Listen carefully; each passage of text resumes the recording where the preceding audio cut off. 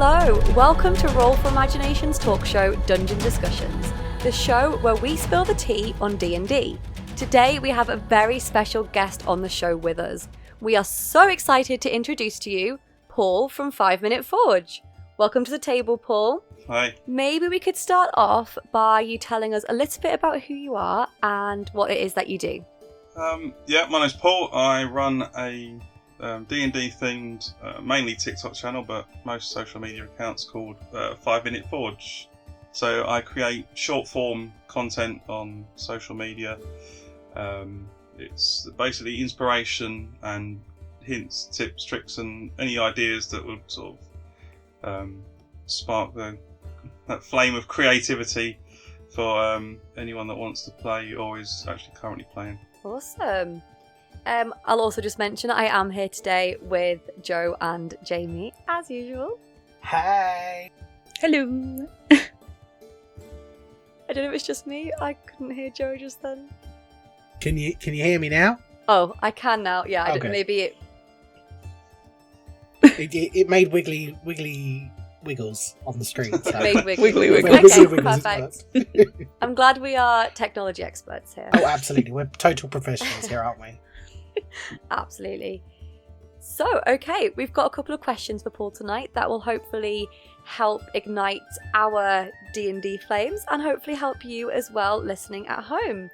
So firstly, Paul, how long have you been involved in the world of TTRPGs and how did you get started off as a player with D&D and then become a creator?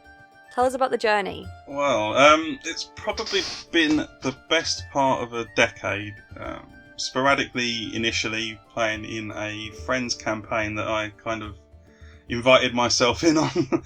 I muscled myself Best into way his to do it. Just group, crowbarred yeah. yourself into that one, did you? And yep. We played. So I played with a friend and some strangers for a little while, and after that, and a few sort of couple of small games with friends, I decided to try my hand at DMing, and I enjoyed that sort of creative side of it, and the high fantasy element was what really piqued my interest. I really like that side of things. So those two sort of passions came together, and it went from there. After a few years off and on DMing for our group, it sort of fell apart, and sort of scheduling conflicts, as we all are aware of in this this It's a game. never-ending struggle of D&D, isn't it? The schedule is our biggest enemy. That kind of fell apart, but the same friend who I muscled my way in on his game found Adventurers League, which is a... how do I explain Adventurers League to those who are uninitiated? It's like turn up muggles. And to the muggles out there, yeah. You turn up, and it's not a long-running campaign. It's like a weekly one-shots, basically, that you pay to play, and the local game store will put on a DM. So I really got my teeth into that. Loved playing it. Met another group of good friends, and been playing from there. COVID came along though and stopped us playing in real life, and I started DMing for that group, and now I'm here talking to you guys. So Awesome. yeah, how the content creation side of things came about was sort of a mixture of idle hands, really. I needed something to do. So how I got into the content creation side of things was one of our group had a hiatus from our game, and I spent lots of time thinking about D&D and not enough time playing D&D, so I turned to social media. How would you say it? Media? Creation. Yeah. I had the time and inclination to start creating for others, and I just started making little videos and channeling that creative spark into those little 1-minute videos that you can put on TikTok. And it started off, it wasn't too time consuming, it was a bit of fun, and now it seems to have just taken up all my spare time. I think we all know that pain, don't we? Me too. Yeah. So yeah, that is how I got into it. Really, long story short, I fell into it from a friend, and it's just been that long, sordid love affair ever since. Nice. I mean, I love seeing your TikToks pop up on my stream. It's some of the things you come up with are so whimsical, and then also other ones are like unbelievably serious. You're like, Jesus Christ. Yeah, it just sort of depends on which way the wind's blowing, how I feel. I tend to base a lot of my stuff on comedy. I like to make people laugh. Typical class clown at school. I don't take life too seriously. But yeah, then there's like a bit of a darker side to me. I really do enjoy true crime and also the paranormal. Judge me all you like. I don't know which way of the side I sit on the paranormal. Some days I believe, some days I'm a skeptic. But yeah, that element will creep into it, and I think it kind of fits nicely with D&D. So I get a lot of inspiration from podcasts and YouTube, documentaries.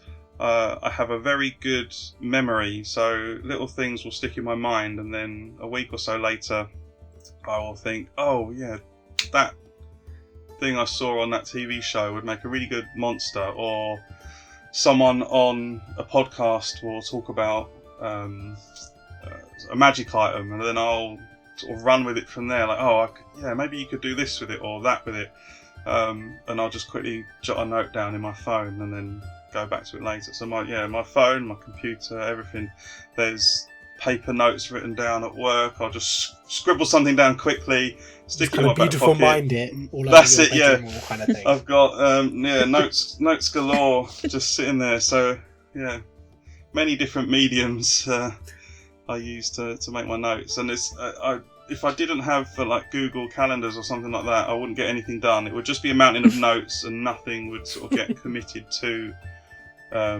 being made. So discipline, I think, is something you need when you get into this, because yeah, my train of thought will run away with me, and sometimes I just sit there and I'll think I've been productive and I've actually achieved nothing. So yeah, set a schedule and then keep up with it, really. Yeah, absolutely. And I'm just having a look now at your channel. It's obvious that people are loving what you do, because you're almost at 8,000 TikTok followers. And when we last spoke, I believe you were around the 5,000 mark. I think so. It's really, that's really snowballed, hasn't it? Mm. Yeah, there was a time when I thought 80 followers was an achievement, and I'm not trying to take that away from anyone that does have 80 followers, because I was the dizzying heights of people actually want to, look at your content and consume that content. So I thought 800 followers, that's brilliant. I was sort of the humble brag to a friend that, like, I can't believe I've got 800 followers, and now it's like, yeah, close to 8,000 followers. I never imagined that many people would be interested in anything I had to say. But apparently they are, so yeah. Definitely, especially your bardic insults videos. I'm just looking at one here. I have to say, 56,000 those are my views. personal favourite videos that come up. I always adore those when I see those on my stream. I think that was what sort of the blew the channel up. There was one of them. One of the first ones, I think it was growing. I talked to a friend at work, and I said, "Oh, I come in." I said, "It's got 5,000 views. I can't believe this." It's like I posted it last night, and it's still going, and it just kept going and going till it got to, like, I think it's on something like 150,000 views now, which is like my biggest video. That one of those bardic insults. So yeah, they normally do quite well, and I think it's because they sort of bridge the boundary between D&D and real life. People like to think, I'll save that for later, and I'll use it in a real life situation. So yeah, they're really quite popular. And the next question we've got, I feel like you've already touched on a little bit. we were going to ask, how do you come up with the magical items that you create? And obviously you've talked about your inspiration being from films that you've seen, that sort of thing. How else would you think you would come up with something? And how do you think, what are the effects and the drawbacks of this? I think it's basically sort of drawing inspiration from the community as well, and the love of the game. So just it's always like an ever-present thing at the back of my mind that I'll be trying to relate real life situations as well to content creation and things like that. So like a hat or a shield or something that you can just basically take something mundane and turn it up to 11 and go from there. So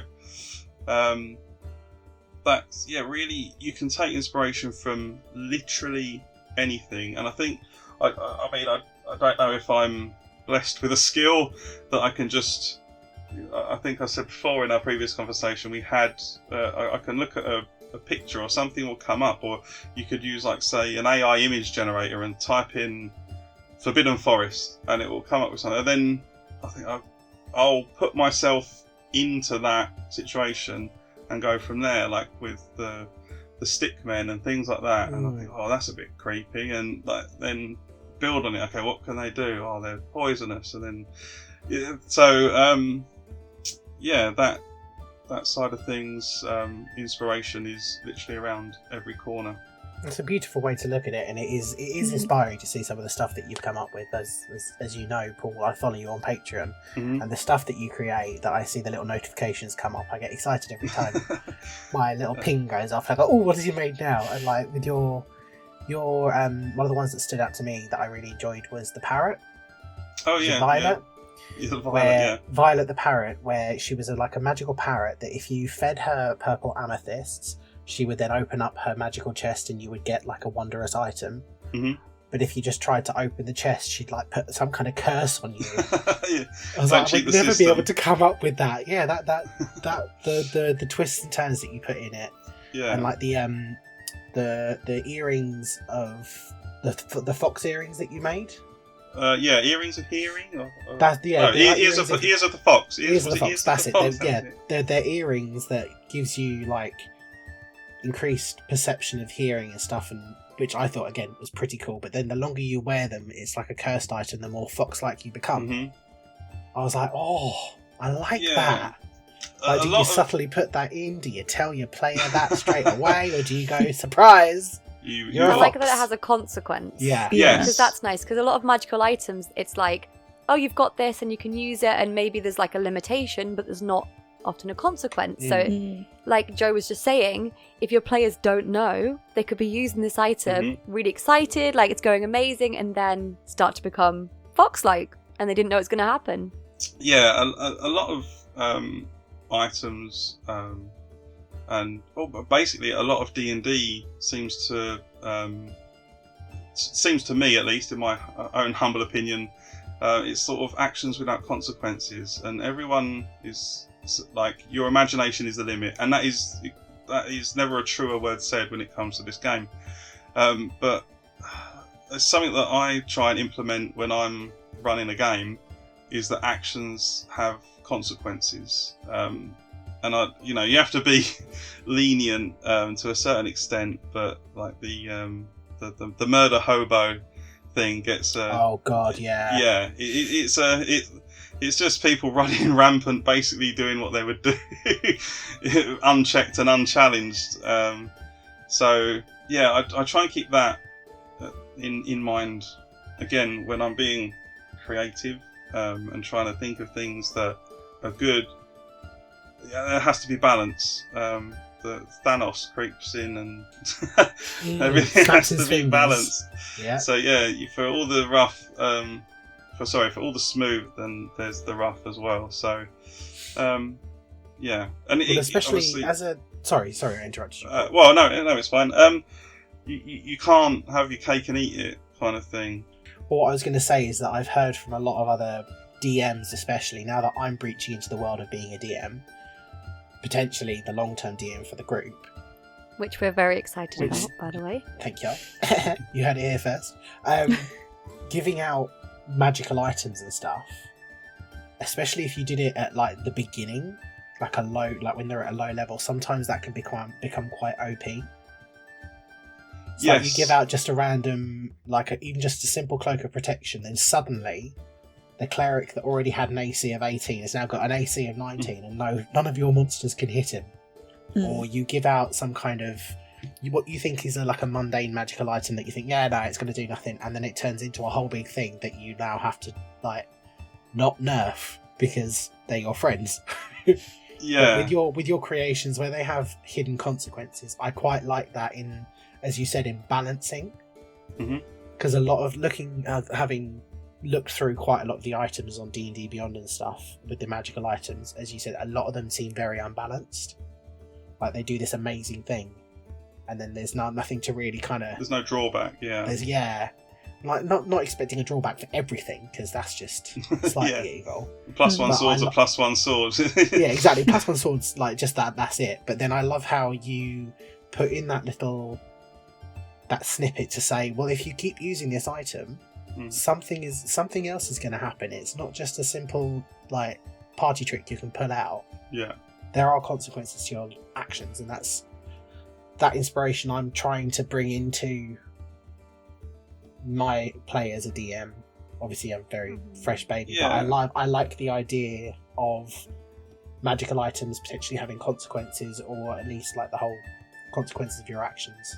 I would say that the difficulty lies within making something special, because if you just dish out magic items just free for all, it doesn't make it special. And I think it's a trap I fell into, and something I think I need to correct, because my current campaign's very close to coming to an end, and we'll be starting a new one soon. And I think it's trying to make those moments special.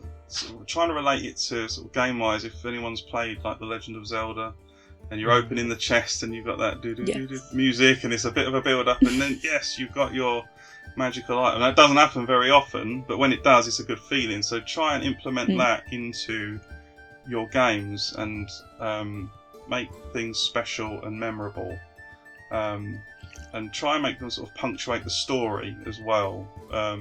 Again, if you keep just giving things out, it will get OP, it will get expected, and it will get boring very quickly. So, and also don't be afraid to take things away. Party members can get captured, killed, revived, lose. It's all about wins and losses. So, the game is whatever you make it. So, going off on a little bit of a tangent here from the original question, but yeah, from what you were saying about introducing magical items to a campaign, my biggest bit of advice would just try and make it special, and not too much. Less is more. I will bear that in mind for the future of Roll for Imagination then. Please do.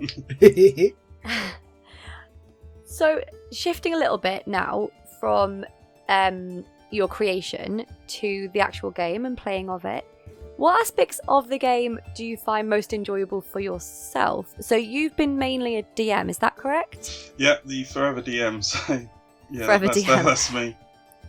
So what's your kind of favourite part of DMing? What do you enjoy the most?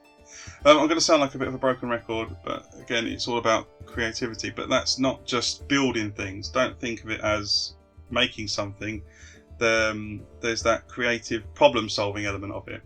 And everything from puzzles to monsters are a problem or issue, or whatever you want to call it, to obstacles to overcome. So I think the favourite part of that is seeing how what I thought the players would do when I was being when I was planning a session, and I think, oh yeah, this is a sure thing. It's home run. They can't possibly get this wrong. But seeing the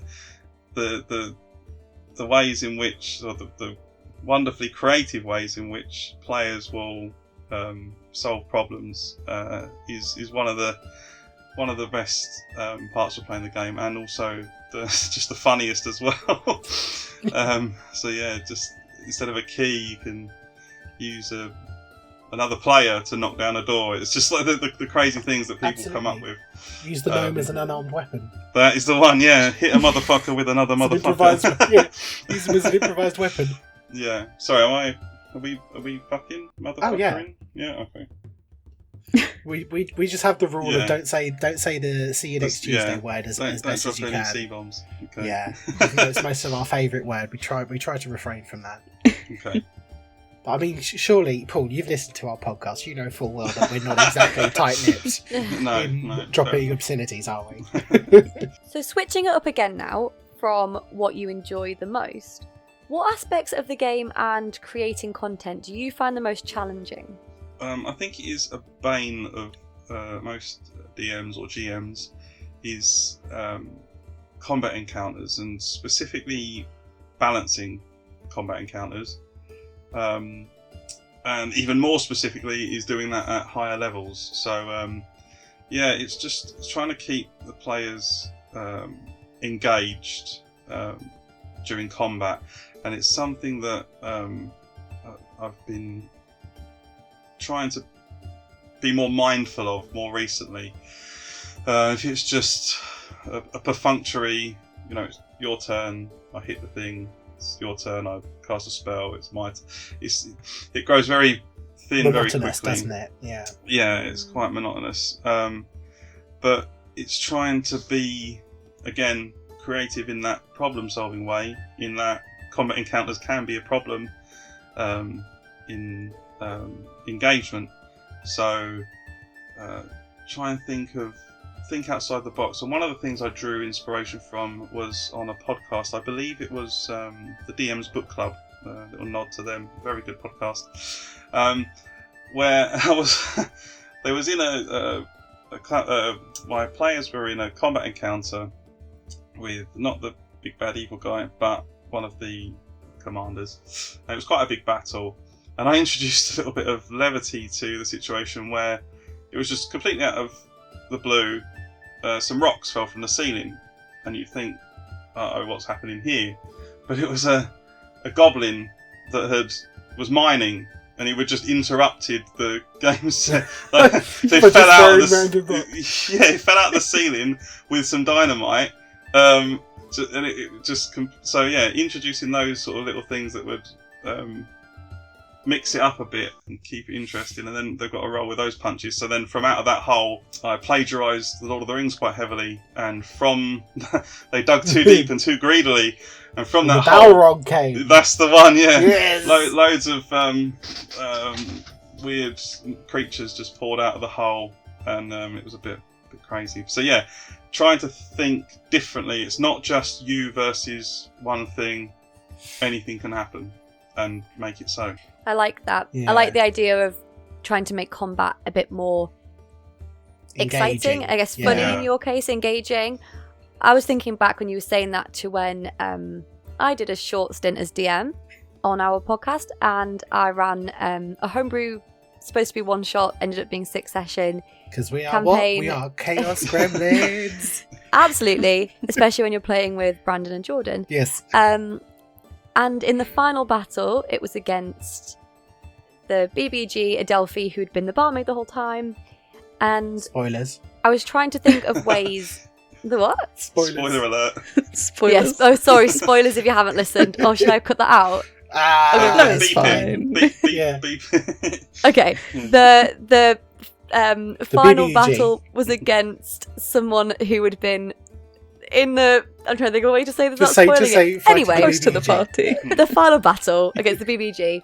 I was thinking it wouldn't make sense storyline wise for this BBG to have loads of minions and whatnot in the town.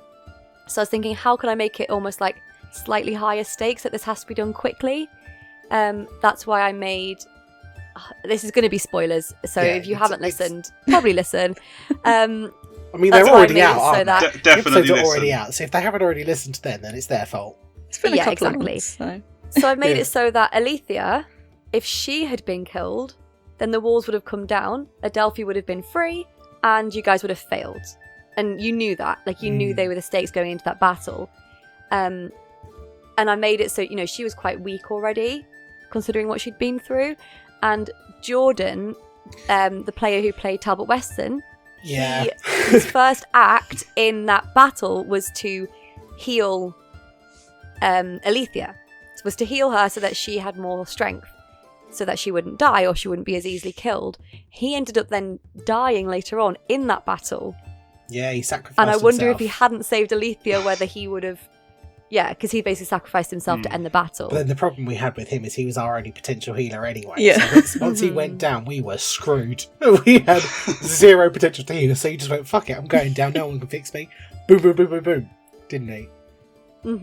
So I thought that I quite liked that it had almost like a time constraint, and there were more stakes involved to finish that. It wasn't just like you say, Paul, oh, I'll fire this and then it's your turn, then you cast this spell, then it's my turn. It's like, we've got to work together and make this happen now.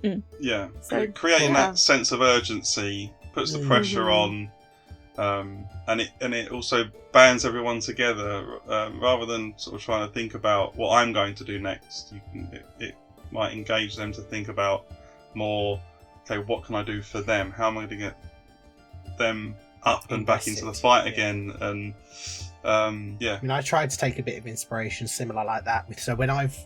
As Paul, we've just recorded our first part of our first episode of the Myths of Favalonia, which is the one I'm running, just a few days ago. And obviously this is all pre-recorded, so I'll try my best not to do any spoilers. But I've done my first combat encounter that I've ever run before in my life, so that was interesting. Tried to not swarm them completely, but I threw in a few curveballs. But right at the start of the fight, there was an individual that I kind of had just killed off already.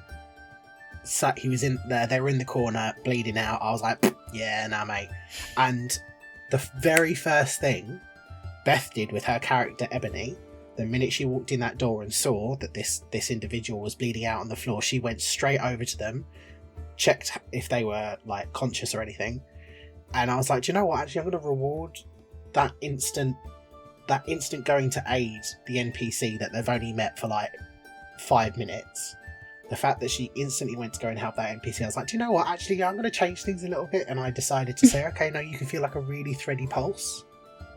And I didn't know that he was going to be dead originally. Yeah, I was. Little spoiler there is I was planning to kill that particular NPC and use that as a bit of a driving force for way. you. Yeah, but the fact that you went instantly to them to heal them, but then I was trying to use that as Paul said, is to try and engage you. So I was trying to, but yeah, I'm trying to loop it back into what you're saying, Paul, in regards to keeping people engaged and keeping people invested in the combat. That was my attempt to, and then I had a cultist dragging this other person out of the house to try and do stuff. I won't say what else they were going to do. Right. And then instantly one of our other players just went, nah, fuck you. I was like, oh no. It's also a perfect example of expect the unexpected. Yeah, that NPC was supposed to, but no, I thought, because Beth instantly went to them and did like first aid and tried to check on them and went and said, can I do healing hands? I was like, do you know what? Yeah, reward that. It made sense for my character. So, if you are looking for a Dungeons and Dragons actual play to listen to, that will be coming out shortly. And yeah, no spoilers, but teaser that based on my character's backstory, that would make sense for them to do that straight away. One other thing I just remembered about something I struggle with, and it might just be a personal thing of mine, but it's creating NPCs that the players like. I'll be creating someone, I think, this guy's like completely kick-ass, he's amazing, he's brilliant. Don't make him too good so he overshadows the players, but also, he's got a bit of cool style about him. No, they hate him, get rid of him. Right, I'll make someone sort of meek and meagre, needs a bit of help, and no matter what I do or what I throw at the players or whoever I bring up, no, they're just not interested. It's a constant bane of mine. There was the one and only NPC they had any sort of feelings for was a little gnome merchant. I forget his name now. Begins with a K. Como. Little gnome merchant called Como. Again, it's always those inconsequential throwaway. I just came up. What's he called? Como. But yeah, he has survived the entire campaign up and well. Again, no spoilers for my players who may be listening to this, but yeah, he may or may not be knocking around somewhere in this plane or the next. But yeah, that's something that I struggle with, and it's trying not to compare yourself to podcasts like Critical Role or NADPod or things like that. They're story-driven, sort of theatrical. Again, they're playing D&D, but they're cohesive in driving that story forward and playing to the audience to a certain extent. Not trying to take anything away from those creators, but yeah, don't compare yourself to. I'm just talking about you in general. When you're playing, it's can't always be as epic as it's made out to be when you listen to things. Yeah, I think a lot of people who DM, they definitely get that. Speaking to my partner about it, they don't believe that even though their players have said that they enjoyed the session, they don't necessarily believe that they did enjoy the session. Does that mean they it's like question their own imposter abilities? syndrome? Yeah, that's what I'm looking for. Imposter syndrome. Thank you, Jamie. But yeah, I know. Even though it's only been 2 days ago, I did sit there after it, and even though everyone had gone, "Oh no, we really enjoyed that," that little part of my brain goes, "But did they?" Yeah. So I know a there's lot We of did. people. We definitely did. I know a lot of people, and even some of the big professionals like Matt Mercer has even come out to say he suffers from really bad imposter syndrome. Yeah, it's about just remembering that we aren't, even though we're content creators, and even if you're not a content creator, if you're just someone that plays D&D at school or in your local game shop, like, as long as you're having fun, that's what matters. Try And not again, to a let lot those of the- little nasty voices. a lot of the bigger podcasts will have a whole team behind them as well as them Mhm. creating it. So no one's going to be exactly like them if it's just them, like, in their room making something up. So there's no need to like compare yourself to everyone else when it's just you. And I think DMing is hard in the sense that, you know, it's your story, it's possibly your world, and you kind of put a lot into it. It's almost like, I'm not trying to be too poetic, but it's almost like a form of art, isn't it? Yeah. Oh, And then you put it out definitely, there yeah. for your players to interact with and do things with. And there's always that vulnerability when it comes to putting your art out there, that You put a people little aren't piece going of to your like it. soul Or, into everything you create, don't you? yeah. So Or they you won't put that see it the little- way that you do. And Yeah. this certain thing that you thought was really cool and magical, maybe they will just brush past it, and then what's going to be cool and magical? You know, there's always that fear and that worry that it can be interpreted in a different way. That's a hard thing about DMing specifically for homebrew, I would say. Yeah.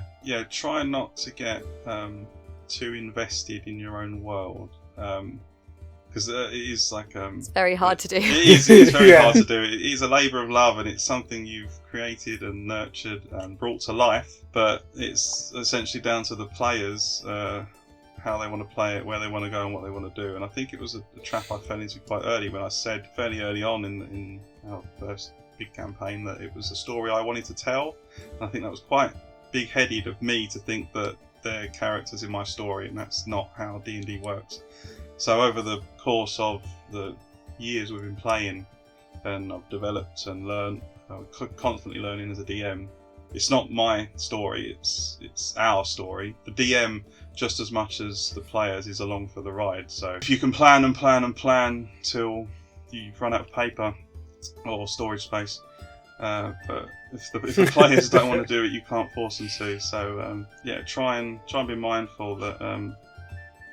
Don't get your head stuck up too far up your own arse when you're doing it. Wise words.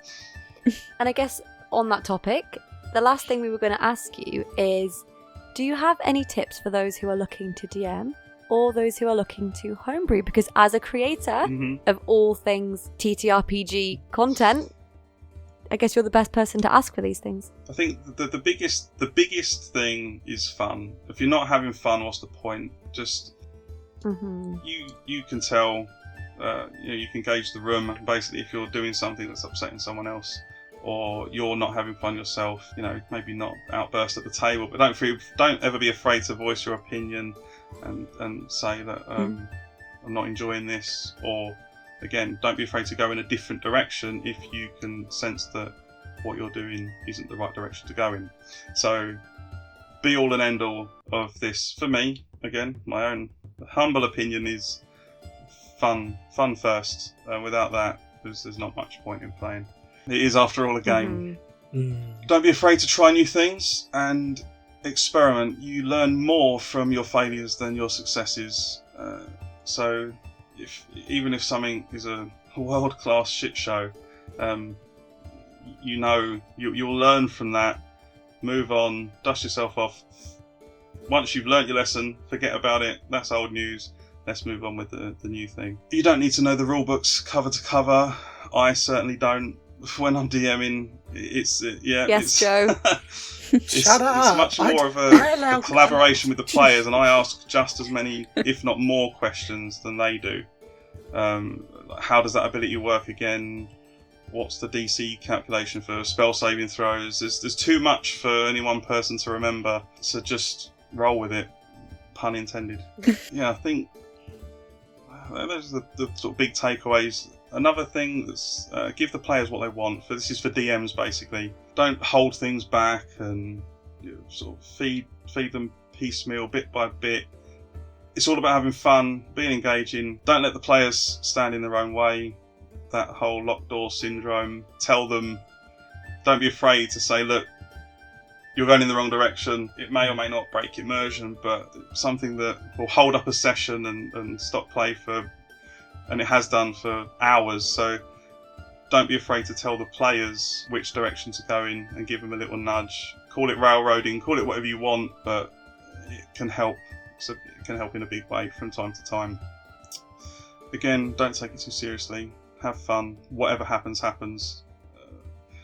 And lastly, again, this is for DMs, something that when it comes to content creation and also engaging your players, is engage the senses. A lot of times people are just visually descriptive, but you have 5 senses, and just describing the smell of something or how something sounds will conjure up so many memories for so many different people. I mean, those are some vital tips. As I said, as taking over the seat as the new potential forever DM, I will absolutely be noting down those tips and most likely utilising most of them. especially, I'm thinking forward to when we get our inevitable shopping episode and having to gently steer the group out of the shop and onto an actual story. Yeah, shopping's a fun one. Great for players. It's to be fair, when I'm a player, I love a shopping episode. Yeah, that's what I'm not looking forward to. Is doing all the different vendors. Okay, anything, Joe or Jamie? Any tips that you think you've got for anyone looking to DM? Because we've all tried it now, haven't we? We've all had a go at DMing. We're on to the final person who will hopefully be forever. We shall see. Anything that you want to add to those fantastic tips from Paul? I mean, I would absolutely agree with the last comment that you made, Paul, with the immersion of all the senses. So, I don't know if, obviously, Paul, you've not been able to hear it yet, because, as I said, pre-recording, not out yet. But Beth and Jamie, I don't know if you noticed that when I was doing my descriptions of every place that you went into, I tried to include at least 2 different senses or 2 descriptions that you could potentially relate to try and get you feeling as if you're more in that world. And I agree that some other podcasts that I've listened to, they don't necessarily utilise that. They just say you look around and there's a room with a fireplace and a door. But I think turning that around and saying the musty smell of the moth-ridden curtains and using those other senses, I absolutely agree that it kind of immerses the player, and also if we do have any listeners, it helps to immerse them in the story as well. I think that's a tricky thing, especially when you're making content, is that we're invested in the story because it's our story and our characters. Absolutely. How do you invest other people in your story? If other people can't almost put themselves in that story, then they're not going to invest. It's not like TV or film where people can watch something visually, it has to be very, very good audio descriptions of Yeah, Joe. everything for someone who's not even playing to Well, be It has to invested. be very, I'm very trying my good. best at theatre of the mind. All right, I'm No working pressure. on it. I've got my old drama skills from school are starting to come to the front. Dramatic readings. I think I would just wanted to add on to what Paul said about giving the players what they want. I think I've seen some like concerning things on Facebook groups that I'm in for D&D, and I feel like some DMs almost see it as like it's them versus the player, and like their goal is to kill the player's goal is to kill the BBEG, and that to me seems so counterproductive because, like you said, Paul, like we've discussed before, it is about building a collaborative story. What's your take on that, Paul? DMs that do that sort of thing. Having experienced that myself, what felt like that to me, it might not have been that specific DM's intention, but it did feel like a battle between you and the DM. And you don't win D&D, you just play D&D. It's not that sort of game. Again, you have fun, have a few laughs with your friends. If it does feel like there's that battle between yourself and the DM, then, and again, you can say there's no right or wrong way, but in my opinion, I think that's one of the biggest wrong ways to do it. It's not DM versus players, it's everyone. The DM should be cheering the players on when they're doing great and slaying the BBEG. Mm-hmm.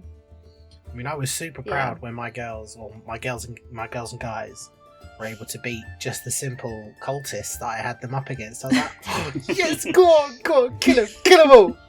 Yeah. Obviously, we're nowhere near. It was a good feeling because there was a lot of them. Oh, there was a lot I had of them, about Joe. You 9. threw quite a few at us. Honestly, Yeah. So as Paul said beforehand, there is a slight issue with trying to understand the challenge rating Yeah. to your players, but I have found, to be fair, D&D Beyond do have a new tool now called Encounter, where you can create an encounter and you can slip in your campaign. So if you select your campaign, it will then put the characters that are assigned to that campaign into the algorithm, so to speak.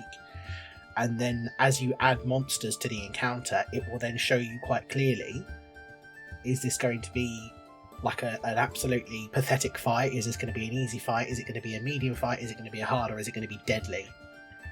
So I think that's what I used your fight for this one that you just did. That was an easy fight because I didn't want to go too over the top on our first battle. But I found that was a helpful kind of judgment. Obviously, I don't know if you use other tools, or if you, Paul, use whatever you do to judge your difficulty rating. I used to try and use sort of calculators and online tools and things like that. I think trying not to sound too big-headed, but having the experience that I do playing for as long as I have, I've thrown challenge ratings out the window, and I think is that monster cool? Yeah, he's pretty sick. And then I will tweak and adapt it and maybe add my own sort of flavour to it, bump up some hit points, knock off that ability. So again, the players that I play with, they all know D&D inside and out, so it's hard to surprise them with monsters as well. So they might think, oh, we're up against a demi-lich, but it's not quite a demi-lich, it's my own sort of creation version of it. And I think that hasn't got that ability, but no, it has. It does in my version. It does in my book. But what I didn't realise, when I threw the cultists up against these guys, I didn't realise they had no ranged abilities. I was like, all they can do is stab you with a dagger and that's it. Like, this is a bit shit. I wish I'd realised that beforehand. But then if they threw the dagger, they had no. Yeah, I didn't remember you can throw daggers until after they'd all died. It's all one big learning experience. Yeah. So I was like, right, next time I'm going to not share my screen, or not share the screen that has all the information, because unfortunately not all of our players could access the VTT system we were using at that point, because I forgot to set it all up beforehand. But I think next time I might have the combat tracker kind of thing. The stats and things. All that kind of stuff on a separate screen, so I can say, do you know what, screw it, I'm just going to give them a bow attack just for fun. Yeah, you can drop it in and out as you wish. That is the DM's privilege. Make it what you will. Fantastic. Well, I think I can speak for all of us when I say that that was really insightful, and I personally took a lot from I've that. made notes. Just you guys get ready. I'll send you my notes. Joe loves his notes. Jamie, I'm going to throw socials at you in a sec. Ha! Come on, girl. We wrote this like 2 days Could I ago. write- Oh, it would be remiss of me not to mention a few of my biggest inspirations, having Oh yeah, please do. used and adapted some of their content and made it my own. Again, I think I've mentioned NADPod. Mhm. Great. Love them. Yeah, great actual play. In Emily say Axford. Actual play, I love actual her. play with a I love- theatrical twist. Yeah, Emily Murph, Caldwell and Jake. The dynamic they have is very funny, very light-hearted, and a good entry to D&D if you want to listen to that. Everyone knows Critical Role. Again, big inspiration listening to and watching them. I don't know how well it's known, but there's a podcast that is UK-based called the DM's Book Club.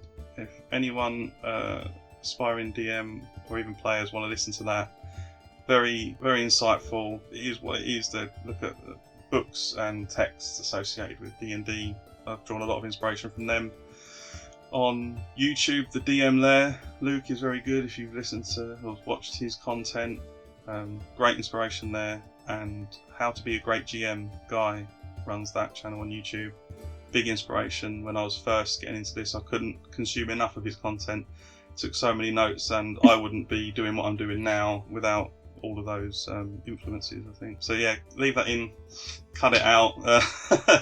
No, we'll leave that in Yeah, for sure. because as we said yeah, when we reached out to you, Paul, is what we want to try and do in these little discussions is, even though we're going to have silly discussions and stupidness abound, we also want to try and rope in other creators so that we can support and expand Mhm. the D&D or TTRPG community. Like, we want to all kind of big up each other and support each Yeah. other, because we're all just one big dysfunctional family, really, just playing different games in different places.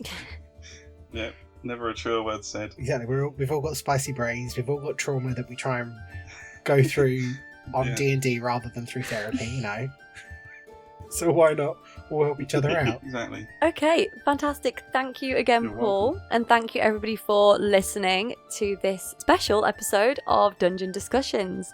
We will be doing these here and there, so if you want more D&D discussions, then keep an eye out for those.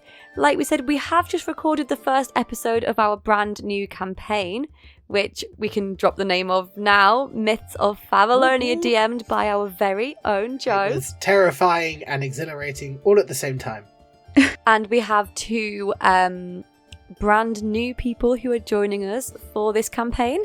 People who are very experienced in D&D and who also have acting backgrounds and professions. So you can expect a fantastic show. I'm going to pass over to Jamie, who is becoming our expert at reading off our social handles.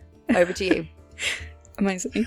So you can find us on TikTok and Facebook under Roll for Imagination, and on Instagram as Roll Imagination. The podcast is live on Spotify, YouTube, Amazon and Apple, if I remember rightly, those 4. We also have a Discord, which is linked in the description of wherever you're seeing this, and also on all of our socials, so you can join us there as well. And where can we find the amazing 5-Minute Forge, Paul? Yes, I think I've cornered the market in 5 Minute Forge, so everything I think is just at 5 Minute Forge, all one word. TikTok, Instagram, Facebook. Nice. And let's not forget the 5-Minute Forge Patreon. Definitely. I've got it here. So it's patreon.com/5minuteforge. We definitely recommend you Toss a check coin that to your out. content Because creator. Absolutely. Fully agree with supporting it, because you will get some fun and entertaining NPCs, tokens, item ideas. Love it. Live for Worth those. every gold, silver and copper. And the occasional platinum. Yeah. and we've touched a bit on Paul's content in this podcast, but I think you can't truly appreciate it until you do go check it out. It is just so creative, so immersive, and it is ideal if you are a DM or a player looking for some inspiration for your next game. So thank you everyone for listening, and we'll catch you next time on Roll for Imagination or Dungeon Discussions. Bye. Goodbye. I'll see you next time.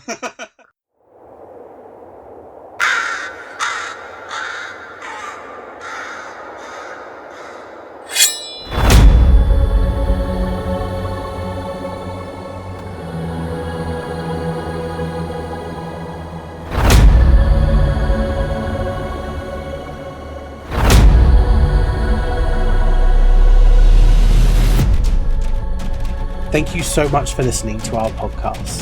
If you've liked what you've heard so far, please tell your friends to come and revel in our chaos. You can find us on Spotify, Amazon Music, Apple Music and YouTube under Roll for Imagination. You can find us on TikTok for Roll for Imagination and Facebook for Roll for Imagination.